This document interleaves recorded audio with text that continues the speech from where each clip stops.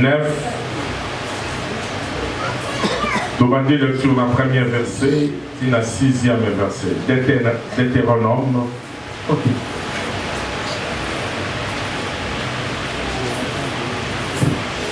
Deutéronome 9, chapitre 1er jusqu'au 6e verset. Je lis au nom de Jésus. Amen. Écoute, Israël, tu vas aujourd'hui passer le Jourdain pour te rendre maître des nations plus grandes et plus puissantes. Et toi, des villes grandes et des fortifiées jusqu'au ciel.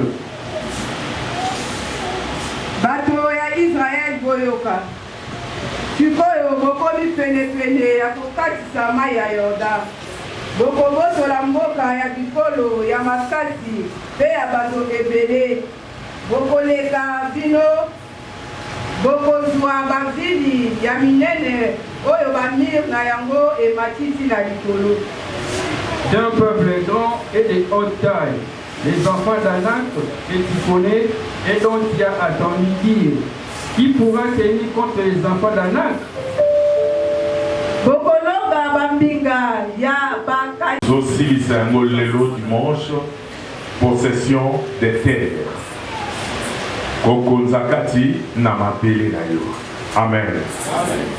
Amen. Toujours nakati ya marche. Il y a Bana Israël dans le désert. Nzambe azoloba na Bana Israël. Nanzela il y a Moïse. Zamba zakoloba, écoute Israël. Tu vas aujourd'hui passer les Jourdain pour te rendre maître des nations plus grandes et plus puissantes que toi. Des villes grandes et fortifiées jusqu'au ciel. Azolo Banabango, Israël, aujourd'hui, Bokoleka, Maya Jordan. Amen. Amen. Alors, tu vas passer aujourd'hui les Jourdain pour te rendre maître. Vous savez bien aimé, maître, ce qui va le dire aux ali maître, cela veut dire maître azali mutu oyo anasimanaye azana batu. Amen. Aza moto yazo konza batu. Maître aza mutu otolobi rabbin. Cela veut dire aza mutu oyo aza capable ya kozwa oyo ezana mutu na eko kotisa na mutu ya belève. Alléluia. Quand la zone na bana Israël bokoleka Jourdain pour boko mabawumbu te parce que bouti na bowumbu mais azolo bana bango aujourd'hui bokoleka Jourdain pour boko maba maître ya banani maître ya ba nation grande oyo ezali fortifié jusqu'au ciel. Alléluia. Amen. Alors il a comme ma maître. Cela veut dire avant Jourdain, ça qui va maître. Pourquoi? Parce que ma outil n'a pas umbu. Bazako tambola vers la terre promise. Mais quand la bango, il faut les cas Jourdain, bongo boko comme ma maître. Alléluia. Amen. Et Jourdain, et ça va échec oh les cas qui n'a qu'à connaître quand il a vu na yo. Peut-être en 2020, on connaîtra qui des chèques belé. Journée, les maladie et tout misakayo. Journée, les obstacles ont été les manibosonayo. Mais aujourd'hui, tu vas passer les Jourdain. Non, je dis à quelqu'un, aujourd'hui, tu vas passer les Jourdain. Journée, les bateaux, benda kayo posonga rasima.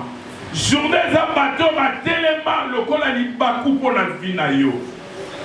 Vous savez bien aimé, ceux qui ont l'équipe obstacle, moi je mon miracle ensemble et ça. Alléluia. Amen. Alléluia. Amen. Il faut m'attamascalier, aux hommes m'attaméchelle pour atteindre le sommet. Et nous avons mené Israël, écoute, aujourd'hui tu vas passer les Jourdain. Pour te rendre maître, pour comme mon lakis ya banane, il y a nation, oh yezana kati ya Cana, ba Cananéen, ba vient, ba Gibicien, ba vient, et ba Nayanak, ba za ba Robiste, ba za ba Ngambe, et na kati ya Cana, ya bato bazalaki wana bazalaki ba Ngambe, surtout ba Nayanak. Kola zolo ba oyo boyebi malamu. Mais kola za kwasire bango, alobi na bango, bato yo bino bokende kokuta bokokuta kuna baza plus puissant que bino. Des villes grandes et fortifiées jusqu'au ciel. D'un peuple grand et de haute taille. Les enfants d'Anak que tu connais et dont tu as entendu dire. Qui pourra tenir contre les enfants d'Anak? Loba moi. Ah, loba moi. Qui pourra tenir contre les enfants d'Anak? Qui pourra contredire? Qui pourra tenir contre les sorciers de ta famille? Alléluia. Amen. Qui pourra tenir contre les obstacles? Alléluia. Yonde nzamba poni. Pone ka Jourdain. Parce que na nzela na yo, eza na peuple belé. Oyo bako se sauver na nzela na yo. Alléluia. Alléluia. Zambe a telemisi. Motona koma Moïse pome malibota Israël. Akati sabango Jourdain. Mais quand la zone dans verset 3, alors il sache aujourd'hui que l'Éternel, ton Dieu, marchera lui-même devant soi. Alléluia. Asiki bangote. Alors il na bango. Boyeba que kolo yemoko akotambola liboso na bino comme un feu dévorant. Nazolo Banamotomoko, aujourd'hui, toi, tu vas passer les Jourdains. Les Jourdains est tellement la vie na yo. Les Jourdains est tellement la famille na yo. Mais Zama poni yo kokokati sa Jourdain. Yo na libota na yo. Na bana na yo. Na nyoso ya yo. Aujourd'hui, tu vas passer les Jourdains pour te rendre maître. Et kobanga te parce que lui-même est Dieu. Il marchera avec toi. Il sera avec toi. Il marchera devant toi comme un feu dévorant. Un feu dévorant. À cause qui s'abandonne na yo. À cause qui s'obstacle de ce côté le manabi na yo. Pour amener maillot na terre promise.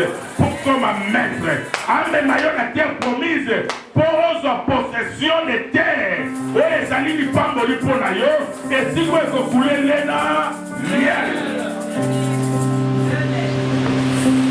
Nakako teni devant un feu dévorant. Alléluia. Mais regarde les colas de Mina Bango. Aujourd'hui, tu vas passer les Jourdains. Ayemisi Bango. Mais Yemoka Yeso Ayemisi Bango le dit que l'Éternel Dieu marchera devant toi. Si tu es pour nous, il sera contre nous. Alors, c'est lui qui les détruira. C'est lui qui les détruira. Yozo Tambola, mais Kolo Yemoko, na armée céleste. Bien aimé, ceux qui armés, Yamoki les Araki. Mais armée céleste peut s'aider. Entre armée céleste, na armée Yamokili. Banani Bahamakasi. Même si les enfants de Nak est là, même si Mazab Ngambe, mais armée céleste est là. Alléluia. Quand on dit yemo quoi koleka, nako détruit bango. Qu'on a détruit bango. Nalobi qu'on a détruit bateau yo so bateau selo mitam. Qu'on a détruit bateau yo so bateau tele mapoma za l'obstacle pour la yo. Nazolo banzambe alliance a détruit bango. Nazolo banzambe alliance a détruit bango. Denga tambola ki na bana Israël na désert, a tambola pe. Libota ayo. Tambola libota ayo. Et l'autre est que tele mali ayo. Kola et kanako détruit yango. Bible lobby. Bible lobby. qui les humiliera devant soi. Akoyoki sabango soni liboso na loba kola kuna na soni akoyimilie bango et tu les chasses bango de magité basalamo bazalaki te. Mais quelle est loi? Hein? Loi pour régler conduite Yabana Israël na Katina na désert. Alléluia. Mais ezala ba loi oyo Nzambe apesaki Moïse. Yango Josué a rappelé bana ya Israël ba loi wana. Oyo Nzambe apesaki bana ya Israël. Quelle est loi? Oyo apesaki bango. Totanga bango. Tokoma ngopé. Que ce livre de la loi, ce n'est pas la Bible. Alléluia. La loi est bandie dans la Genèse, c'est dit non. Mais quelle est la loi? Oh, les lois, quelle est la loi? Alléluia. Amen. Toujours dans le livre de Josué 22, verset 4. Écoutez la parole de Dieu. Maintenant, quel Éternel, votre Dieu, a accordé du repos à vos frères, comme il leur avait dit. Retournez et allez vers vos tentes dans le pays qui vous appartient et que Moïse, serviteur de l'Éternel, vous a donné de l'ordre côté du Jourdain. Ayez soin seulement d'observer et de mettre en pratique les ordonnances et les lois que vous a prescrites Moïse. Quelle loi? Alléluia. Amen. Alléluia. Amen. Serviteur de l'Éternel. Loi oyo Moïse alobaki na bango yango na verset 5. Balo alobi na bango nini? Aimez l'Éternel. Bolinga Yahweh. Alléluia. Parce que Yemoutalongoli bino na boumbu. Azome mabino dans un pays bon et vaste. Yango David na mokanda ya Psaume 27. David azoloba verset 4 alobi ngana lingi kaka na fanda na ndako ya Yahweh. Pona banda ko contempler. Alobi attachez-vous à lui. Kangama na Nzambe, bien-aimé, kangana na Nzambe, kangana na Nzambe, marchez selon ordonnance na ye, marchez selon la loi ya Nzambe, okomona nkembo na kati ya vie na yo. Et c'est promis que c'est possible pour na yo. Okokonza na maene, okokonza partout okozala, parce que lui-même est Dieu, il sera avec toi. Mais condition la kaka marcher selon la loi de Dieu.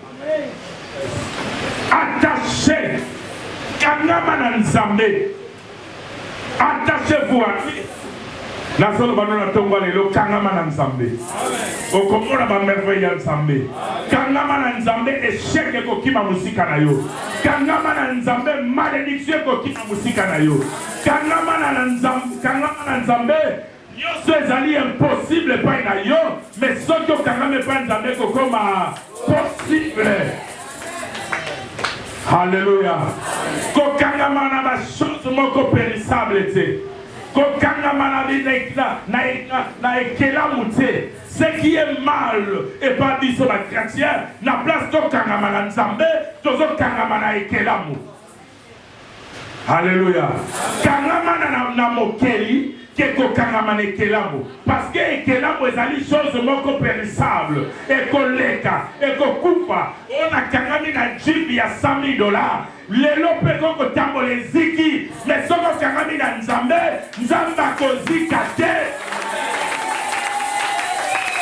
Tozo kangama na biloko mokili, tozo pesa valeur na biloko mokili. Mais Bible ezoloba, c'est l'homme à loi. oyo nzambe alobaki na Moïse yebisa bana Israeli bakangama na ngai so bakangami na nga nzambe okotisa bango na terre promise.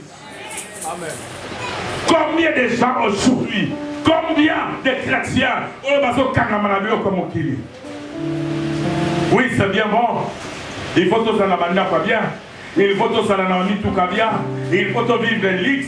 Oui, c'est bien. Mais ce qui est important, attachez-vous à lui. Attachez-vous à l'Éternel. Les locaux oui, n'a 3 niveaux, 5 niveaux. N'a 4 jupes, 5 jupes. Mais les jours où je dois mourir, Ngakuna na kati ya morgue, ndako etikali. Mais nga na kati ya morgue, mituke etikali. Bako kamata yo kambala moko na morgue, tout droit na cimetière. Ndako no ya 5 niveaux, kota ngo lisute. Mituka na yo kota ngo lisute. Babilango bana kolingo kolata ngo lisute. Bako yako mema yo de morgue jusqu'au cimetière. Attachez-vous de l'Éternel, bien-aimé. Tout passera, mais Dieu ne passera jamais. Alléluia. Attachez-vous. Et pas un sabé.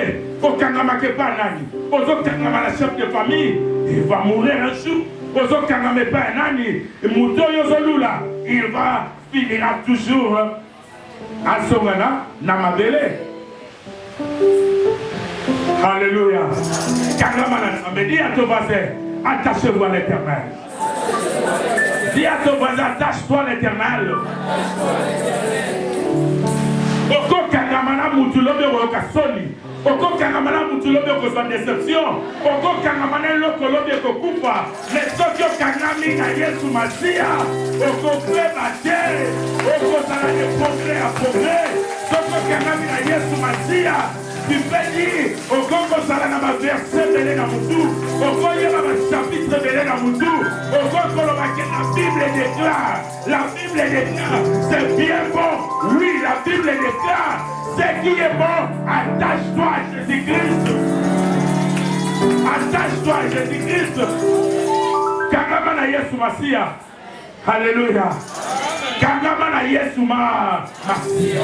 Aujourd'hui, pour passer les Jourdain, il faut attacher. Attache-toi à Jésus-Christ. C'est lui la vie, la vérité. C'est lui le chemin. À cause de la madame, il va t'amener vers ta destinée. Alléluia. Oh, tu can s'emmener à l'ensemble maillot vers ta destinée. S'emmener à l'ensemble maillot la destinée à Vinayo. S'emmener à l'ensemble côté la destinée à Vinayo.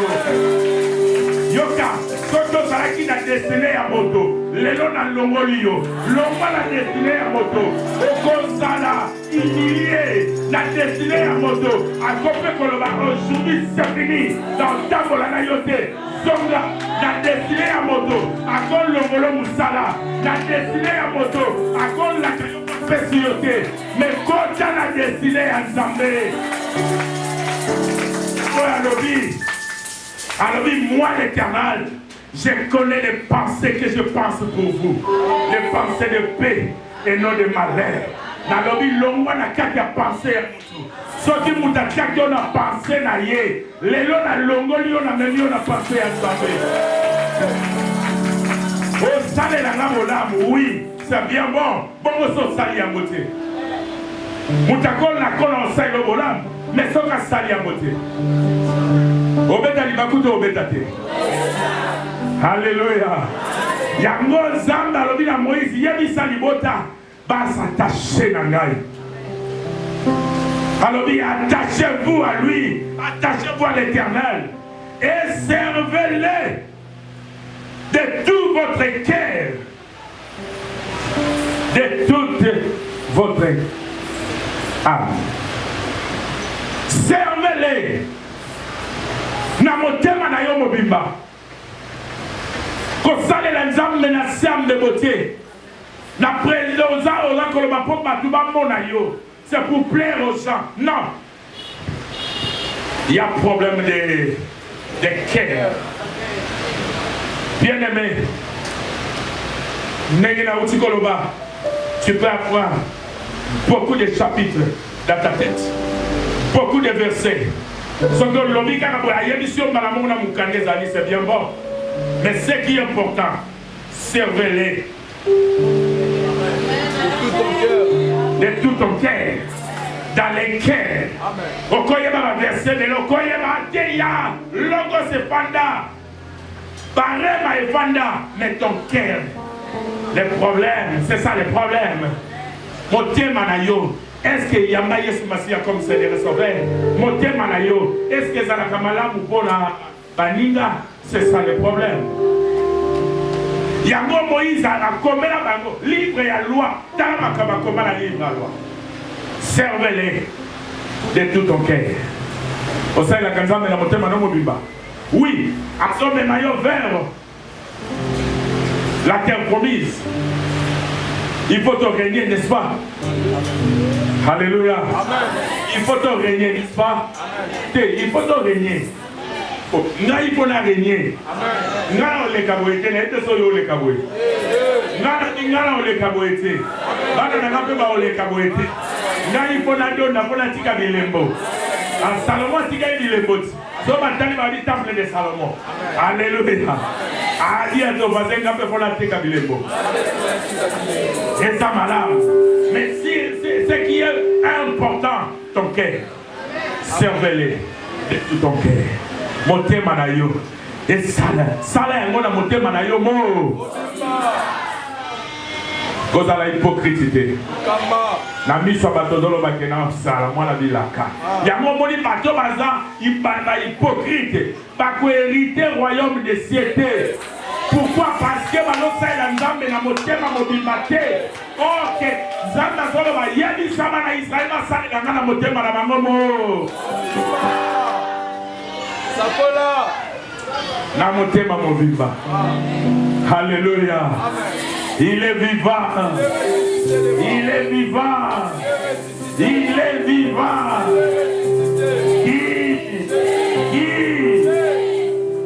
Josué m'a dit qu'il y a des sabbats d'Israël. Avant dit qu'on rappelait Bango. C'est que Moïse a prescrit pour la marche d'Israël. Nenge ma otambo na désert, nenge ma otambo na désert, nenge ma kokota na terre promise. Dans un pays bon et vaste. Et c'est que vous voulez les na miel. Mais pourquoi Tayango? Servez-les. Attache-toi à Dieu. Attache-toi à Jésus. Donc, comme on a dit, c'est bon. Alléluia. Verset biblique est belé que vous te recontez ça. Il faut il faut méditer kango jour et nuit. Nini balua ya nzambe. Po batambola ki na mona désert. C'est bien bon pour ta connaissance. Mais ce qui est important, numéro 1, il y a un problème de cœur. Est-ce que c'est l'ensemble de monter mano mobimba? Ce que vous savez, l'ensemble de monter mano mobimba, vous allez décider. Alléluia. Mais pas en moto. Ce que vous avez caché dans la moto, vous allez décider. Eh? On t'a collé la caillou, on a ensemble le pain, on l'a vu pas coufinaï. Yango mona kabato musuna bibembe tama zolela. Yodo kasa zolela mutakufa. Njoka ndoke lela babi lako lo baki na ye. Ah papa le keke yanga ya. Na suki na ngai, na soko tuni bien. Tamu makokunda mutu tuna yo banako le suki. Osuka kina nini? Akoloba. Kasa lo baki otina na poto. Ando banako lela le mutakufite. Ya banako lela ninga otinda ye na poto. Na éviter ça comprendre les gars. Loba, dis à ton voisin, moto, ça comme moto. Servez-les. Attache-toi à Jésus.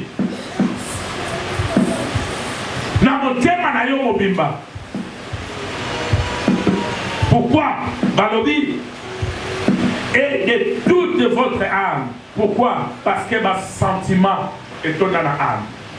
Alléluia. Il y a un sentiment que Jésus-Christ est dans le Amnaye. Atia Makabunaye délai. Merci Jésus-Christ a tiré en miniature. Beaucoup de chrétiens aujourd'hui, tous sont ma kamuna vie, tous tiens mon mounène et tous comme ça mounène. Mais hier ce matin, tous tiens mouké. Zoni kamuna yo minimiser yango devant Jésus. Alléluia. Alléluia. Marie et Marthe, quand maman dit Jésus, parle dit que oui. Jésus, oh, Mouto, maintenant, on y a mis à Saïdini. Adaïki, déjà, ça fait maintenant 4 jours. Bato Moussou, il sent déjà. Mais, ce que ça a qui ah, n'a sakini, n'a profité. Bato, il cambo ya Lazare, Batia, mon nez. Mais Jésus, le voilà, maman. Et comment tu es que tu crois? Alléluia. Alléluia, ton frère Navino. Il y a eu à profiter. Mazo Sadini. Alali. Quelques minutes avant ça, à Kolam. Alléluia. Alléluia. Dans zone où les Kambunayo et Koufa quitté. Les Kambunayo et Beba quitté. Les Malayo et Beba quitté. Moussala et Beba quitté. Voyage et Beba quitté. Qui n'a repos. Mais maintenant, Kolazon la Moussayango. Parce que le côté à la terre, Nayo. Osons régner la terre, Nayo. Dans le dos qu'on règne dans ma bélo, dans ma pestayo. Et dans la place, tout au corps qu'on règne. Au corps règne quand dans ma bélo, dans ma pestayo. Au corps règne quand dans ma bélé, oyo. Au corps d'on doit quand dans ma bélé, oyo. Pendant l'existence, Nayo n'a pas au milieu. Pour ce pays, et salini, et fou sali. Alléluia. Il est vivant.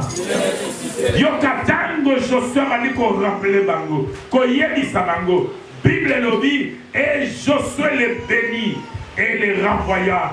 Et ils s'en allèrent vers leur temple.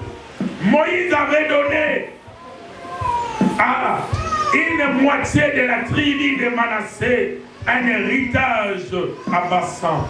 Et Josué donna à l'autre moitié à un héritage auprès de ses frères